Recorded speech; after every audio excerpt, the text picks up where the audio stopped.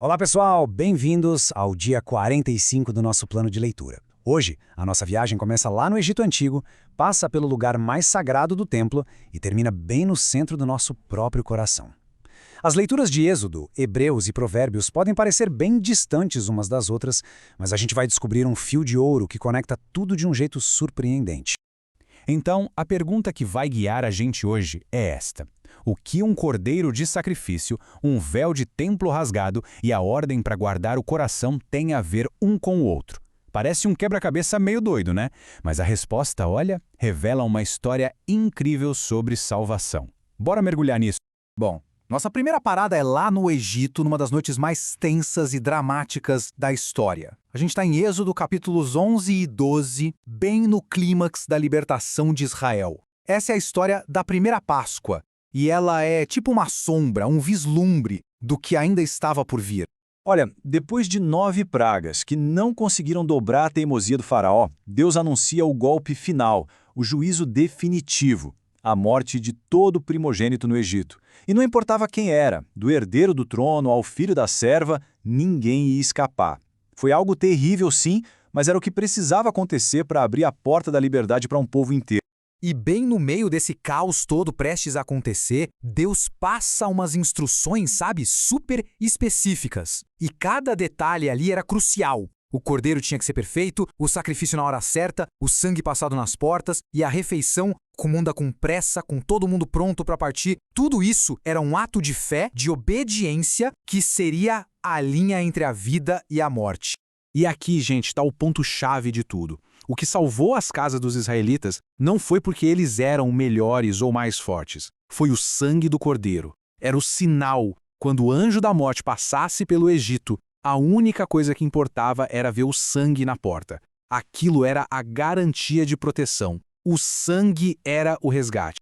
Mas claro, a história não acaba ali no Egito. Séculos e séculos depois, o autor de Hebreus vai olhar para trás, para essa noite, e vai revelar o significado real de tudo aquilo. Vamos lá para Hebreus, então, para ver como essa história continua. A Páscoa era a sombra, agora a gente vai ver a realidade. Olha que interessante essa comparação, a linguagem da Páscoa é totalmente ressignificada aqui. Aquele sangue do cordeiro que trouxe salvação física, né? A salvação da morte lá no Egito, ele aponta para o sangue de Jesus, que nos dá acesso direto a Deus, a libertação da escravidão física vira a purificação da nossa consciência. É a sombra se transformando na realidade. E Hebreus chama isso de um novo e vivo caminho. Pensa assim. No templo antigo, tinha um véu, uma cortina bem grossa, que separava as pessoas da presença de Deus. Só o sumo sacerdote podia entrar lá, uma vez por ano, e morrendo de medo. O sacrifício de Jesus, então, rasgou esse véu de cima a baixo. Ele abriu um caminho permanente, direto para todo mundo. E percebe a mudança de clima? É radical. Não é mais medo, é plena confiança. Por causa daquele sacrifício definitivo, a barreira caiu. O convite agora não é para ficar longe. Pelo contrário, é para chegar perto de Deus com um coração sincero e cheio de fé. Ok, então o cenário é esse. Houve um resgate da morte e agora existe acesso direto a Deus. Legal, mas e agora? Como é que se anda nesse novo e vivo caminho no dia a dia? É exatamente aí que a sabedoria prática de Provérbios, capítulo 4, entra para nos dar o mapa.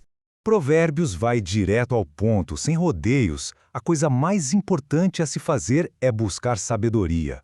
Não é algo que simplesmente cai do céu, sabe? É uma busca ativa, um investimento diário.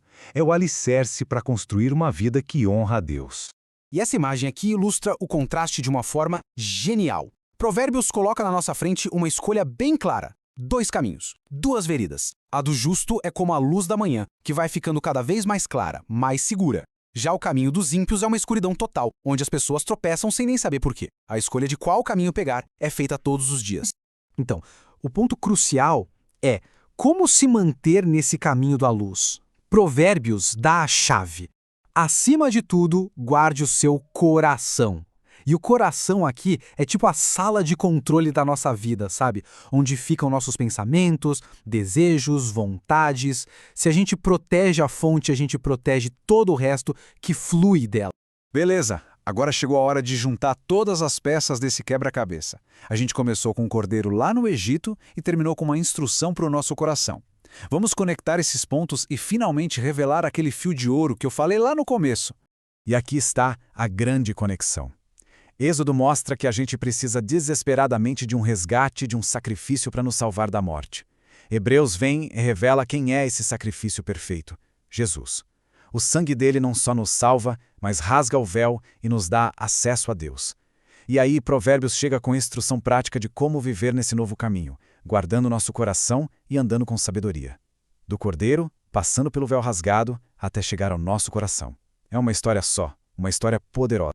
E aí, essa análise ajudou a conectar as coisas de um jeito novo? Se sim, deixe uma curtida. E o mais importante, siga o canal Pneuma BR para continuar com a gente nessa jornada diária pelo plano de leitura. E para a gente fechar, fica uma reflexão. O texto de Hebreus fala que é preciso perseverar para receber o que foi prometido. E Provérbios nos deu a ferramenta para isso. Então a pergunta final é essa: de que forma, na prática, é possível guardar o coração hoje para perseverar e receber tudo o que foi prometido? Fica essa reflexão. Até a próxima!